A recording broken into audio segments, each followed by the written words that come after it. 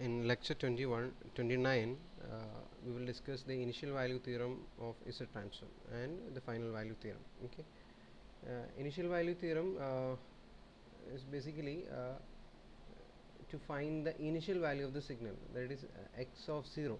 Okay, we need to find out the value at n is equal to 0. So this is the time domain signal. So this is the time domain signal x of n. Okay, at n is equal to 0. Okay, when n is equal to 0. So instead of finding the time domain value, we can calculate if you know the Z transform of the signal, that is x of z. Okay, if x of z is known, we can calculate limit z tending to infinity x of z, it will be equal to x of 0. Okay, that's the initial value theorem, and this is basically used for causal discrete time LTI system or unilateral is a transform. Okay, only for positive sided signals normally we apply initial value theorem. And now we will see how we can apply this particular theorem in problem. Now we need to find out initial value of the signal x of n. Here x of z is given z into z minus 1 by z minus 2 into z minus 3. So we need to find out x of 0. Okay, initial value that is given, initial value we need to find out. So for that we need to apply the limit z tending to infinity in x of z. Okay, so we can write limit z tending to infinity. Okay, z into z minus 1 divided by z minus 2 into z minus 3. Okay, in order to apply z is equal to infinity, we need to write the terms in 1 by z form. Okay, so then only it will converge. So we will write limit z tending to infinity. So we will take z common in the first numerator, so it becomes 1 minus 1 by z divided by, in denominator also we will take z here, so 1 minus 2 by z here, and here 1 minus 3 by z, here also 1 z. Okay, so we can cancel the z values. Okay, now we can apply the limit. So if you apply the limit, it becomes 1 minus 1 by infinity divided by 1 minus 2 by infinity and 1 minus 3 by infinity. Okay, so 1 by infinity is tending to 0, so we will get 1.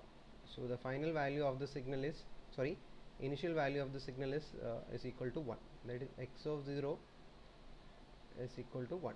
Okay, by using Z transform we can find out the initial value of the signal, that is in time domain signal. Okay, next we will do one more problem in to find the initial value. So here the x of z is given in this way. So again x of 0 can be written as limit z tending to infinity. In z domain we can calculate this. So limit z tending to infinity, so 1 plus 2 z raised to minus 1 can be written as z 4 by z square. So now we can apply the limit. So 1 plus 2 by infinity plus 4 by infinity. Okay, so which is equal to 1. Okay, so we got the result. Now we will see what is the final value theorem. Okay, final value theorem say that again if the transform of x of n is x of z and ROC of x of z includes modulus of z greater than 1, means the unit circle, and z minus 1 into x of z has no poles on or outside the unit circle. Okay, that's a condition. Then its final value, that is x of infinity. This is a time domain signal again. This is a time domain signal, and n is tending to infinity. We need to find out the signal value at n is equal to infinity. In order to find out the infinity value, we can use this transform, provided here limit z is tending to 1 is very important, not 0 or infinity. Z is tending to 1 and z minus 1 into x of z. So we need to evaluate z minus 1 into x of z, and in some textbooks, you can also see this expression, 1 minus z raised to minus 1 into x of z. Okay, either you can use the first formula or the second one, both are same. Okay, and so now we will use the first one. Okay, and similarly you can calculate. So we'll try one problem. Here we need to find out x of infinity, the final value. So in order to find out the final value, uh, limit z tending to 1 z minus 1 into z plus 2 by z minus 0.8 the whole square. Here you can see that the denominator, that's pole, is 0.8, so ROC will be modulus of z greater than 0.8. Okay, and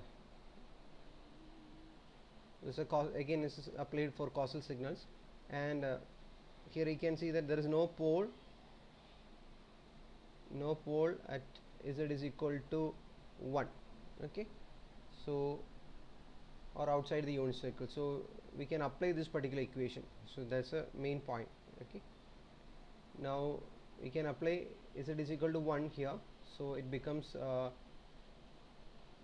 0, because if you apply z is equal to 1 here, okay, it's 1 minus 1 0, and okay, I'll write it, 1 plus 2 divided by 1 minus 0.8 the whole square. So the final result is 0. So that is x of infinity is equal to 0. Okay, now we'll check another question. Here again we need to find out the value. So x of infinity is defined as limit z is tending to 1 z minus 1 into x of z. Okay,